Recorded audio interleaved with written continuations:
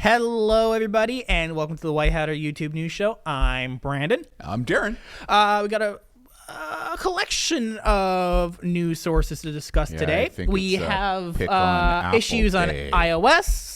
We have issues on Mac. And we're talking about privacy with the Facebook smart glasses and should health apps be regulated. You're going to enjoy this, right? Because you know that I'm an Apple fanboy, right? So you're going to love this. So let's get into the news topics. Let's do it. In the news. First news topic today is iOS 15 launches with 22 documented security patches, including a Face ID bypass using a 3D model. Well, a couple things. I mean, with any new release, I think there are always patches that come with that because, like it or not, there are always things that people are going to miss, right? So you find them and you fix them, and that's what they're doing, which is a good thing on Apple. But this other component, including a Face ID bypass using a 3D model, what the hoot is that all about? Security researchers identified this description in the security patch notes, and we're all like, sorry, is there a vulnerability we don't know about? So there's apparently a fix for this, but there has been no disclosure or report of a bypass using a 3D model. So we don't know how effective this is, how likely this is. We just know that there's a fix for it. This again reminds me of like the shows Mission Impossible? Where they put on the fake rubber masks and all that kind of stuff, or the Terminator movie where they do the same thing. Yeah, it would be interesting to know more about this. Now, I know that in the past, when Apple first came out with the facial recognition that they're doing, there was a bunch of researchers around the world that were messing around to see, hey, listen, could they fool the security technology using the facial ID, right? And I do, they were using pictures, and then some people were using 3D modeling and stuff. And I think there was one who actually was able to. I think there were two bypasses for Face ID in the past, in the early days that were fixed. So this one's kind of a head scratcher. I mean, it kind of relates to what we talked about earlier. Head scratcher. I know, head scratcher. That's a good one. Yeah, head scratcher.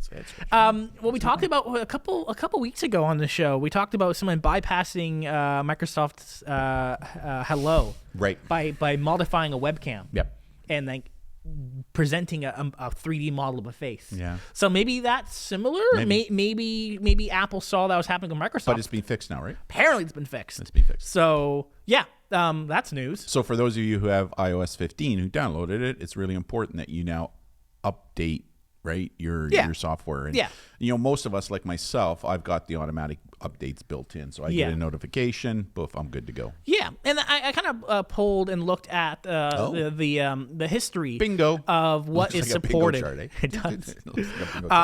So what's interesting is that iOS 15 is still supported on iPhone 6S's dating back to 2015, and I think this is one of the longest generations of phones, the iOS 6S, that have been supported for this amount of time by Apple. And good on Apple for doing that when you think about it, right? Like they could be real not nice people. I'll use that word. I was thinking another word. They could be an Android manufacturer, only supported for 2 to 3 years. Exactly, right? Like, so it's kind of nice. I mean, you get what you pay for. You pay way more money usually for an iPhone than you do an Android phone. So as a result of that, to me, I think this is a good thing that Apple has done. Yeah. And eventually, they're going to have to phase out older phones because the technology is just not fast enough to be congruent with what is happening. So looking at the landscape right now, that leaves us with iPhone 6s and lower. Which you're looking at iPhone 6S's, right? No, iPhone 6s. So iPhone 6s do not have the ability to upgrade to iOS 13, 14, or 15. But the iPhone 6S does. Now iOS 12 is now on the chopping block. It's no longer getting as many updates, and it's not getting as public notifications of any issues that come to mind. It is still technically reported, I believe, as Apple has stated, but it's not as if that's the priority or they're going to disclose anything that comes to them. Right. So basically, we're at this point, you can take it that iOS 6 is no longer really supported, and you're looking at minimum iOS 6 iPhone 6S. But I wouldn't rely on buying a new iPhone 6S. Bingo. So that's the landscape of iPhones right now. Yeah. Well, I mean, one little hiccup, not a big deal. So it wasn't a big deal. I mean, that's what, 2015. Yeah, I mean, I think that's reasonable by that time to upgrade. This is not so bad. I thought that you were really going to come after me over Apple. One big. Oh wait, there's another one. What? There's another one. Apple tries to patch security hole in macOS Finder, but it didn't consider uppercase and lowercase characters. Oh no. So what's this one all about? There was a security flaw in Mac, and I guess the point of today's show is to say with all of you watching, hey, Macs have flaws. Macs can get viruses. Yes, so they can. Antivirus is a good option. We talked about this, right? We've talked about this many times in the past. I mean, that we mentioned in the past the old advertisements, right? With those, what were the two actors' names? Justin Long and John Hodgman. Remember when Mac they were, and PC. Yeah, the flu and all that kind of stuff, right? So, but the reality is, Mac has become such a popular product that is now under heavy attack by those who want to do bad things. So there was a security flaw in Apple with a Finder and Mail that if there was a malicious document, you click it, you double click it, you open it, it would run a code that your system wouldn't protect you against. Big problem. So a fix was issued, but researchers realized in the bad code, you put an uppercase or lowercase letter in certain places, it could still activate. So really fixed. I guess the moral of the story is, like we always say, don't click on links, don't click on files that are sent to you from people you don't know. Pretty much. Right? And they can get pretty creative, these phishing attacks, right? They can actually look like you brought up the point. Well, what if you get an email from what looks like your HR department on your pay stub, right? Well, maybe because you're working remotely. Yeah. Maybe you get your pay stubs remotely because, maybe you're not working in the office. So just make sure you click on the email where it came from first, just to check to make sure it's the right address and it's going to the person. But if you're a working professional, you get like 100+ emails a day. That's like a whole hour out of your day to double check all the emails. Yeah, it is, but it's the right thing to do. It is, but you'll be amazed at how many people just don't do that. Well, that's their problem, right? I mean, it's incumbent in today's world that you're double checking, right? Or at the very least, have a third-party antivirus solution on your system, Mac and PC, just in case you do something that is not best standard. That hopefully and the product we recommend is. We use Bitdefender here, and this is not sponsored or anything. No. But hey, Bitdefender, if you want to sponsor us, you can go ahead and do it. But I mean, we use Bitdefender. We love it. I was using another product. I'm not going to mention which one, but I think their color for their company is kind of a yellowy color, and that's what I was using. And then you said, hey, try out Bitdefender. You'd be surprised. So I ran Bitdefender, and it was picking up stuff that this other product didn't. Right? And it's pretty cool. Yeah. But, any mainstream antivirus solution should do you just fine. You generally get... Yours wasn't all that mainstream. All right. Now, at the time of recording this, there has yet to be an issued fix, but I would assume Apple is working on that pretty soon. Huh. So make sure you keep your Macs updated. 2 little things, not a big deal, right? Like, I'm still an Apple fanboy here, and they still have a great product. Okay. Data Protection Commission statement on concerning Facebook View glasses. Oh. This is a joint statement from Ireland's Data Protection Commission and... Okay, just before we get into this, we kind of talked about Facebook glasses last week. Brandon, what do they look like again? These things. Those are cool. Perhaps look at those. Perhaps the best looking smart glasses out there on the market. They're style. So, here's what they stated. So these privacy commissioners in Ireland and Italy, they are making statements suggesting the recording function. So yes, there is an LED light on the glasses to indicate people around you that the glasses are on and recording. What they're suggesting. Paint the light with black paint. I think the light's like in the lens. No. Go back to the picture. Look on the left-hand side. Look at the camera, and at the 11 o'clock point, you see a little LED light. Okay. That's the LED light. Yes. And there's one above the one on the right-hand side, too, as well. That's where it is. So you just get a little bit of black paint, and you just kind of paint a little black paint over there, and then people won't know it's on. So what the commissions are stating is it should be put on Facebook to demonstrate that the LED is a significant indicator that recording is present. Someone just interrupt. I was reading because this is kind of taken off, right? Facebook is under attack again over multiple things. But I read one really funny article where the IT guy says, "Hey, I got a fix for you. You know, all they have to do is get a program where you can see it go across the glasses where it's streaming like you see in Times Square with the banners that are screaming saying, 'You are being recorded. You are being recorded.'" Across. You can't see when you're looking through, but anybody who's looking at you will be able to see it. I thought it was pretty funny. You are being recorded. Yeah. So, I mean, yeah, I understand there's privacy issues here, but at the same time, if someone intentionally wants to covertly record you, there are cheaper tools to do that, like cheap spy pens and clocks. Why do that when you can wear a set of cool Ray-Ban sunglasses? I mean, a good example. Let's say California, the beach, Hawaii, the beach. You're walking the beach. You're just wearing your bathing suit shorts, no shirt on, soaking up the sand. You got your cool Ray-Bans on, and you walk into the bathroom, and in your bathroom, you got your cool Ray-Bans on like everybody does in Hawaii and California in the bathrooms. And let's say you're in a guy's bathroom. You're standing at the urinal, and they got these sunglasses on, and they're doing one of these, and you have no idea you're being recorded. How's it from someone taking their phone into a bathroom? Okay. If I got my phone, let's say I got only my bathing shorts, with no pockets on, then usually I'm going to have my phone in my hand. So if I'm standing at the urinal doing one of these on my phone, and then all of a sudden I start to go, "Oh, how you doing? What's going on?" and that kind of stuff. There's ways to record people, not as obvious as that. Well, but if you just asked me with a phone, so I gave you a good demonstration. What's stopping somebody in a bathroom stall taking their camera and just like sliding it against the side where there's a gap and just recording underneath? And that happens. So what are we going to say? No camera glasses, put phones in the bin outside? Well, who's going to police that? Exactly. Right? But there is an issue, right? I mean, socially appropriate thing is here we go. if you have these on your face, you take them off, and if you have a phone, you put it in your pocket. Okay, the socially appropriate thing is for people who don't believe in vaccines not to protest in front of hospitals that are saving their butts when they do catch COVID on our death's bed. Another socially appropriate thing would be, you know what, if you want to protest vaccinations, you don't walk into schools to do that. That's the socially appropriate thing to do. But guess what? People are doing that. Just saying. So the recording issue in private places is much larger than the boomer won the fight.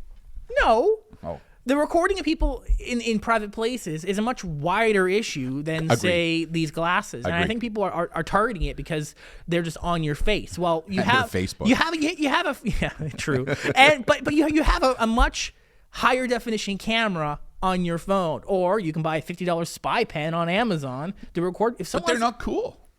They don't look cool. But I think people who are go back to the glasses. Show the glasses again. Like those. But people who are intentionally trying to spy on people for whatever reason, they're not going to use these because obviously people are becoming more socially aware of these, and there is a light indicator. Yeah, but you just paint over it with a little bit of black paint, you won't know it's there. Yeah, but still, you see the Ray-Ban, you see the large side glasses. What do you call these? Arms? Are they called arms? They're called arms. All right, they're called arms. The large arms of the battery. Frames and arms. I know what the frame is. What is this? Okay, whatever. Yeah, but you look at a lot of sunglasses now. They have the thick arms like that. Look at my glasses. I got thick arms. Not as thick as that. Well, but when they're on your face, you won't know that. You'll just see the width of them, and there's a lot of sunglasses that are those width. Right. Those are cool. I'm actually thinking about getting a pair. Styling, man. Get a pair. Wear them here on set. Yeah. What do you think? They don't look bad. No, they look pretty good. Just make sure you walk into the bathroom, take them off. Exactly. That's the only thing. But people won't do that. Much like putting your phone in your pocket. People won't do that. People don't do that either. Yeah, that's so. What are we arguing here? Because it's Facebook and it's a camera on glasses. Well, what about like the mobile Insta360 pendants for GoPros? I get it. Same thing. Yeah, and those are even less because people don't know what those are. If you want to spawn people, wear one of those. Yeah, but people aren't going to do that. They're going to wear these cool glasses. Like, I'm actually thinking about getting a pair just because. I think they'd be cool as a prop as well here on the set. Yeah, they look cool. Dun dun dun dun dun dun dun dun dun. Okay, stop monetization. Oh, okay, sorry. Although we're not monetized yet anyway. No, we're not. Sponsors? Yeah, exactly. Sponsors? What else we got? FTC, health apps and device makers should comply with health breach notification rules. Agree. So, backstory here is FTC is looking to ensure that health apps and home health smart products should be held to the same standards as other medical devices and communities in regards to privacy, security, and notification. I think last show we talked about the fact that there was a huge data breach where a lot of different devices like Apple Healthcare, Fitbit, just a ton of personal medical information was breached. Yeah, that's because there was, you can watch that show here on YouTube, where there was a company that was aggregating this data for health purposes, and then they got breached, or they had what their data was publicly accessible, and then all that was made public. I mean, and there was some good research done just recently as well on some of the menstruation apps that were being out there for encouraging young people to use. Women and so women. this is what this kind of stemmed from. So there was, what kind of made this public now is there was a health app that would allow, double check that. Yeah. So it was back in June where there was a health app that was misleading customers on how they shared sensitive health data with third-party analytics firms like Facebook and Google in violation of the FTC Act. So looking at, people who collect health information within the apps should be held at those higher standards, and I think that's good to prevent garbage apps from going on the market. Yeah, I mean, some of these menstruation cycle apps that were out there that a lot of women were downloading, they were collecting, aggregating the data, and then selling it to companies like Kotex that would sell women and hygiene products, right? And then all of a sudden, those women were being inundated with emails and spam on products and that kind of stuff, right?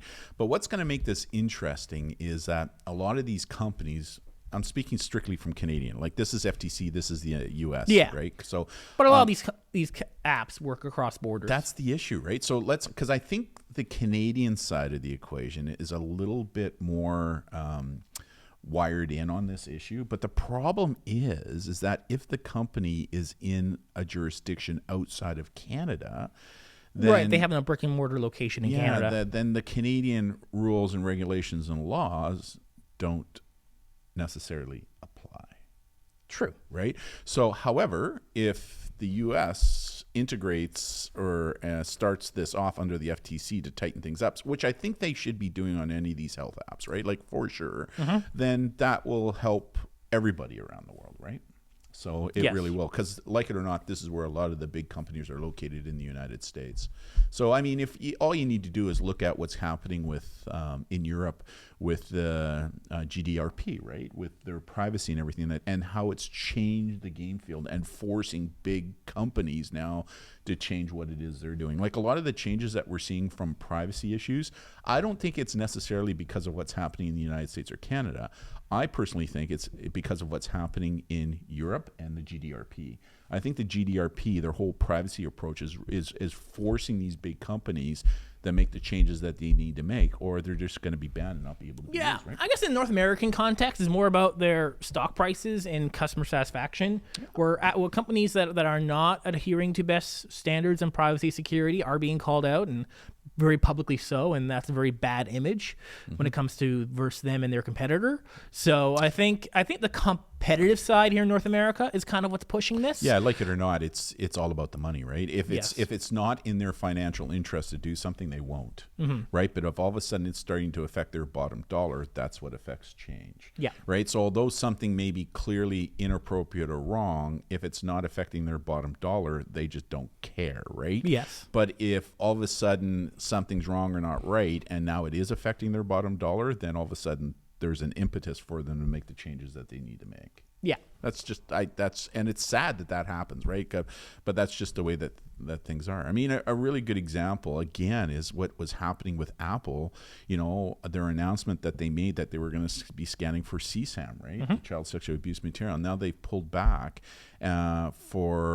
they haven't disclosed if they're going to do it. It's being put on hold indefinitely at this point in time because of some of the pressure that was being put on them by privacy groups around the world.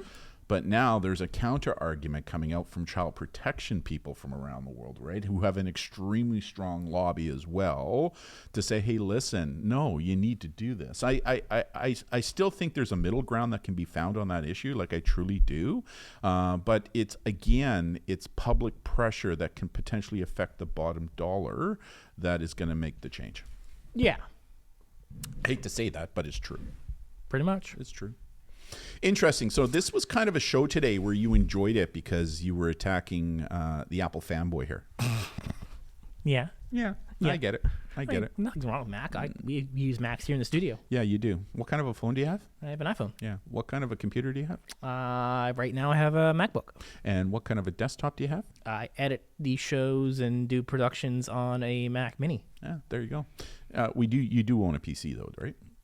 Yeah, we broadcast with a PC. That's right. That's what we're using. Because we need PCI expansion cards that Apple just doesn't provide. Yet.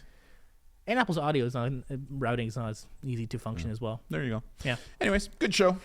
Yes, thank you all so much for tuning in. We are getting back into our live broadcasting. Yes, we are. And we are very close to be announcing and publishing our video on demands. Those are almost completed, which I am very much excited about. Thank you. Down to the last moment. Yes. But so we have a lot of things coming up here in the White Hatter. And I actually looked at the grade 4-5 one that you've basically completed, and it was really cool. It was watching it. It's like you say, it's kind of a cross between Bill Nye the Science Guy and what's the other guy? Alta Brown's Good Eats. Alta Brown's Good Eats, right? Yeah. It was actually pretty cool. Like there was a couple of the special effects that you've got built in, like the one where you. Not to ruin things too much, but one spoil the video. Just one where you pop up in the middle of a digital world, right? And then you can hear all this like R2D2 kind of stuff. So that was Keegan who special effected all of that stuff. That was pretty cool, which is great. That was pretty cool. That was pretty cool. So, anyways, I think they're going to be big hits, right? So, yeah, indeed. So that's it from us until next week. Thank you all for tuning in, and stay safe, everybody. See ya. Bye.